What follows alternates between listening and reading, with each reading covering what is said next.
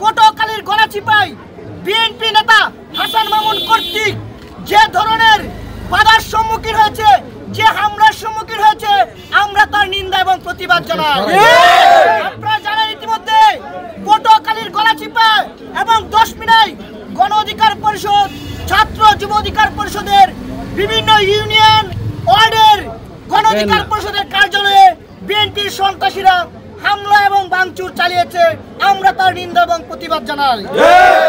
BNP যদি জালিমের ভূমিকা অবতীর্ণ হয় তাহলে গণ অধিকার পরিষদও বিএনপির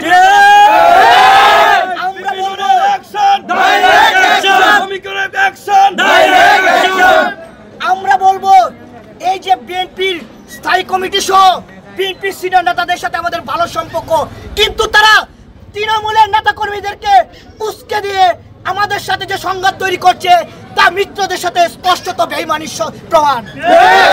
আমরা স্পষ্ট বলতে চাই, হাসান মামুনের মতো এই একজন তৃণমূলের এক ক্ষুদ্র নেতার কখনো সাহস হতো না নুরুল হকপুরের মতো একজন জাতীয় নেতার বিরুদ্ধে রাজপথে নামা। নিশ্চয় সেখানে বিএনপির শীর্ষ নেতৃত্বের ইন্ধন রয়েছে বলে আমরা আশা করি। যদি শীর্ষ নেতৃত্বের কোনো ইন্ধন না থাকে তাহলে আগামী 24 ঘন্টার ভিতরে হাসান মাহমুদকে বহিষ্কার করে বিএনপি প্রমাণ করতে পারে যে মিত্রদের সাথে সম্পর্ক তাদের অবশ্যই স্বাভাবিক রয়েছে। আমরা আরেকটি কথা বলে শেষ করব, এই জুলাই গণঅভ্যুত্থানে ছাত্র জনতা একসাথে নেমেছিল। আমরা বাংলাদেশের সকল গণতন্ত্রকামী ছাত্র জনতাকে বলবো, তরুণদেরকে বলবো, আপনারা ঐক্যবদ্ধ হন। বাংলাদেশে যে 53 বছরের যে রাজনৈতিক ব্যবস্থা ছিল সেই ব্যবস্থার বাংলাদেশে পুনঃপ্রতিষ্ঠিত হবে দেওয়া যাবে না। আমরা একটি কথা বলতে চাই, এই নুরুল হক নূর বিগত সময় যখন হাসিনার বিরুদ্ধে, আওয়ামী লীগের বিরুদ্ধে কথা বলেছিল তখন বাংলাদেশে কথা বলার মতো কারো সাহস ছিল না।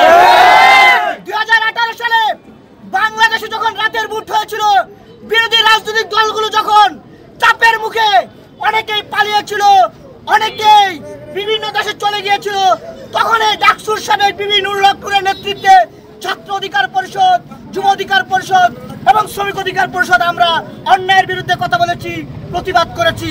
আমরা হাসিনার দুঃশাসনকে কখনো ভয় পাইনি। আমরা বলতে চাই, বিগত সময়ে শেখ হাসিনার ফ্যাসিবাদকে রুখে দিতে গণ অধিকার পরিষদ সর্বাত্মক রাজপথে ছিল। সবশেষ জুলাই গণঅভ্যুত্থানেও এই ডাকসুর সাবেক বিবি নুরুল হক নূর রিমান্ডে থেকে বলেছিল এই সরকারের 90% পতন হয়েছে, আর 10% আপনারা ধাক্কা দিন। বাংলাদেশ নয়, পৃথিবীর ইতিহাসে একমাত্র নির্যাতিত এবং নিপীড়িত নেতা যিনি পুলিশের কাস্টডিতে থেকেও এই জনগণের পক্ষে কথা বলেছিল। এই পৃথিবীর ইতিহাসে শ্রমিকের পক্ষ থেকে আমরা বলতে চাই, আমরা হাসিনাকে ভয় পাই নাই, আওয়ামী লীগের 15 বছরের দুঃশাসনকে ভয় পায় নাই। বাংলাদেশে যদি কোন নব্য ফ্যাসিবাদের জন্ম হতে চায়, এই গণ অধিকার পরিষদ, ছাত্র যুব অধিকার পরিষদ এবং এদেশের জনগণকে নিয়ে রুখে দিবে কোন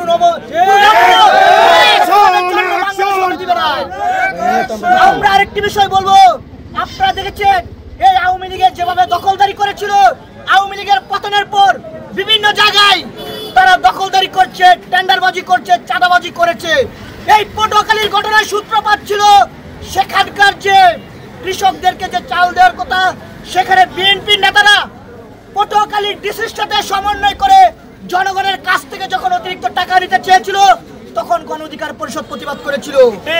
সেই প্রতিবাদ করার কারণে নুরুল হকের উপর হামলা চালায়, গণ অধিকার পরিষদের নেতা কর্মীদের উপর হামলা চালিয়েছিল।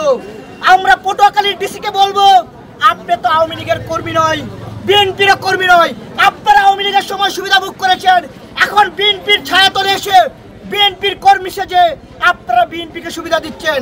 শুধু পটুয়াখালীর ডিসি নয়, বাংলাদেশের অনেক প্রশাসন রয়েছে যারা বিগত সময়ে আওয়ামী লীগের পারপাস সাফ করেছিল, এখন তাদের বেশ পাল্টে তারা বিএনপি হয়ে বিএনপির পারপাস সাফ করছে। আপনাদেরকে বলবো, এই আওয়ামী লীগের পতনের পর অনেক ডিসি, অনেক এসপি, পুলিশের অনেক গুরুত্বপূর্ণ কর্মকর্তা এবং কর্মচারীরা কিন্তু দেশ ছেড়ে পালিয়েছিল। সুতরাং আপনারা বিএনপির হয়ে এমন কোনো দালালি করবেন না, এমন কোনো অপকর্ম করবেন না, যাতে নতুন কোনো সরকার আসলে বিএনপির পরিবর্তন হলে আপনাদেরও দেশ ছেড়ে পালাতে যেন না হয়। আমরা আজকে এখান থেকে বলবো, এই পটুয়াখালীর ডিসিকে অনতিবিলম্বে প্রত্যাহার করতে হবে এবং সেখানে বিএনপির হাসান মামুন সহ যারা জড়িত তাদের প্রত্যেককে আগামী 24 ঘন্টার ভিতরে বিচারের মুখোমুখি করতে হবে।